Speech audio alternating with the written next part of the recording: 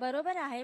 पांढऱ्या पट्ट्या का लावायच्या आता? म्हणजे सगळ्या जाती धर्माची लोक आपल्या पट्ट्या मारत राहणार. मुसलमान हिरवं मारतील किंवा हिंदूंचा भगवा कलर मारतील. हे चुकीचं होतं. हे कुठेतरी थांबलं पाहिजे आणि मुंबई महाराष्ट्रामध्ये ह्या खूप चुकीच्या गोष्टी होत आहेत आणि त्या थांबवल्याच गेल्या पाहिजे.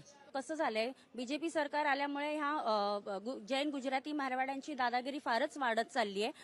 माझं हेच म्हणणं आहे आणि मी अग्री करतो संदीपजींच्या गोष्टीवर की बाबा ही दहशतवाद आहे हा, आणि हा दहशतवाद आम्ही खपवणार नाहीच आहे. आणि मराठी माणूस म्हणून, मी मराठी माणूस पर्सनली तुम्हाला बोलतोय की मी खपवून घेणार नाहीये हा. इथून हा आज सफेद पट्ट्यांवर आले, 1-3 महिन्यानंतर काहीतरी दुसरं आहे.